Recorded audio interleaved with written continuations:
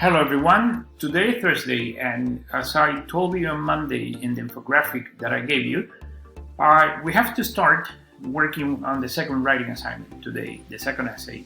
The second essay, as you all know, is an expository essay, and you have to write the summary of one article that you have to select from the list that you already have.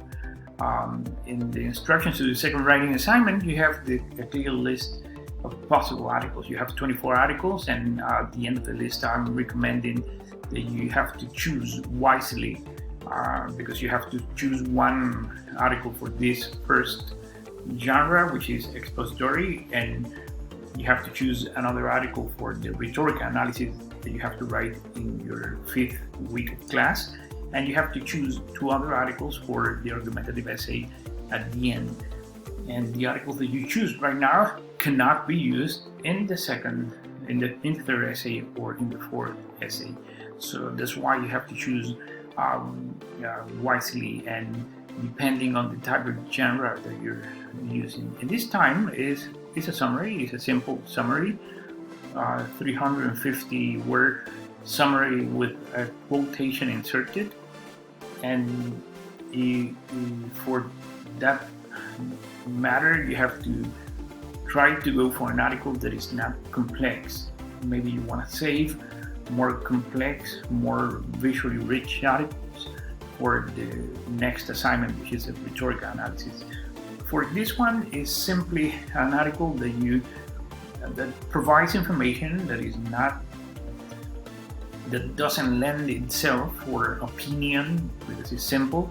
So my word of advice is that first you read this class resource that you already have in your contents, which is writing an expository summary, and understand what expository writing means.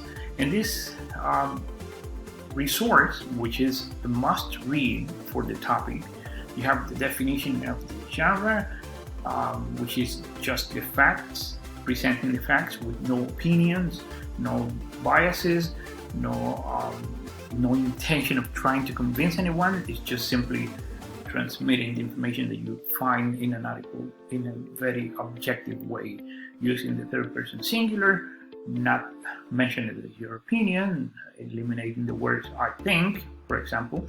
So you have all this description here in the distinctive features of an expository essay.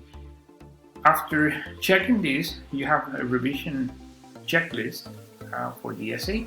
You will find this checklist for all the remaining essays that you have to write.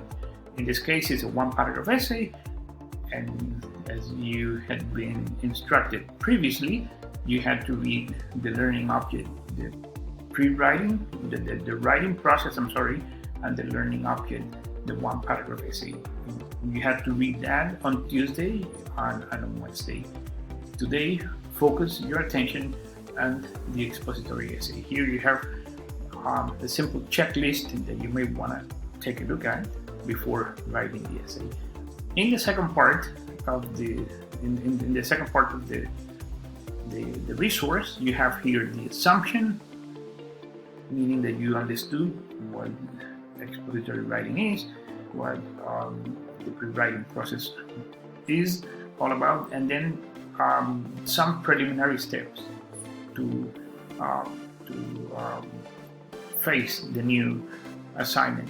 In this case, I'm recommending that you write a clear topic sentence introducing the topic of your summary, and I'm giving you here an example of a topic sentence for a summary in the article by the name.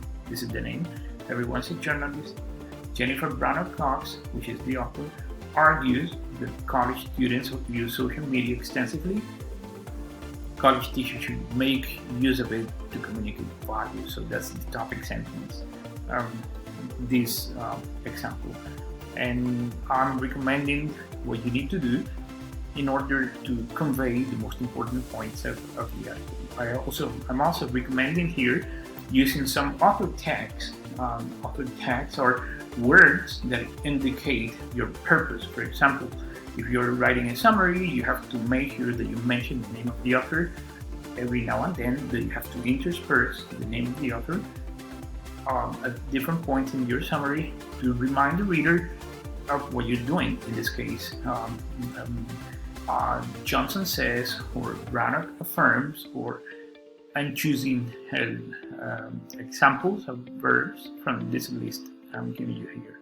So this is the resource.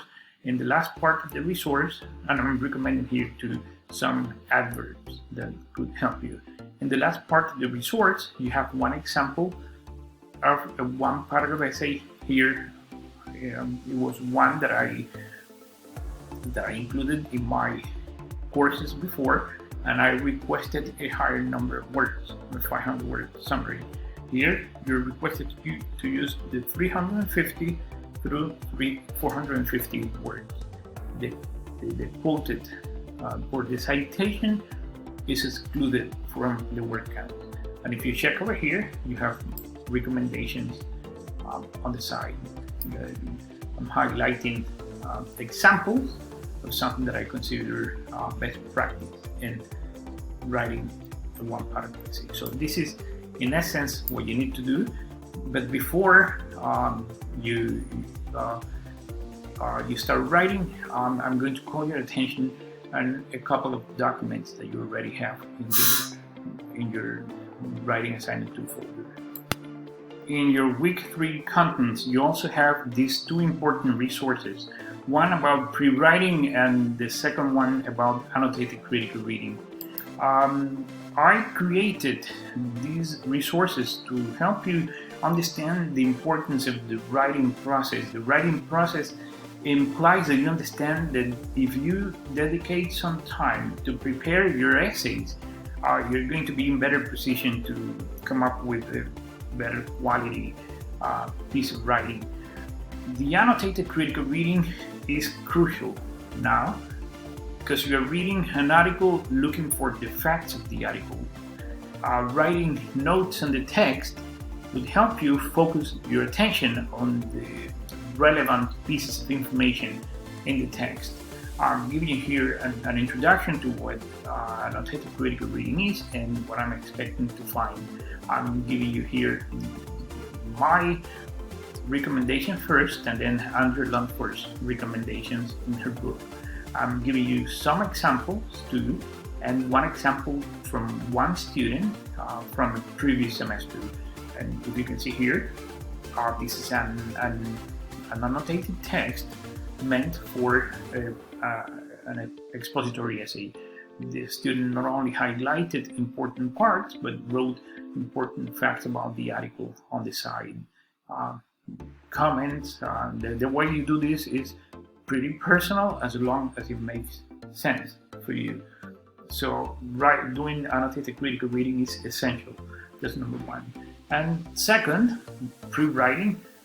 I included, in addition to what I have already given you about pre-writing, I'm giving you a very synthetic resource about pre-writing and some different strategies that can be used to do pre-writing. And I define pre-writing as everything that you do before you sit down and write the actual essay.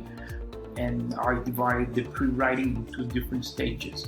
One, generation of ideas, and you actually come up with lots of ideas for the essay. And the second one, organization of your ideas.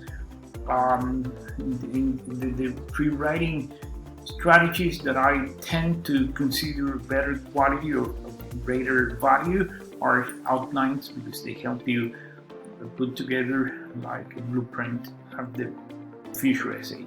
And here I'm giving you an example of an outline.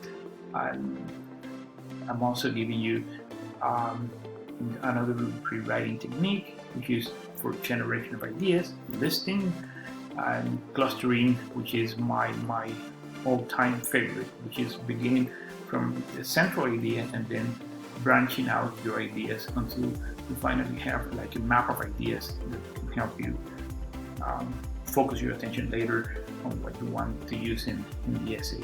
So following this process, first choosing an article, then annotating the article with a view, writing an expository essay, just the facts, and then doing some pre-writing before the essay.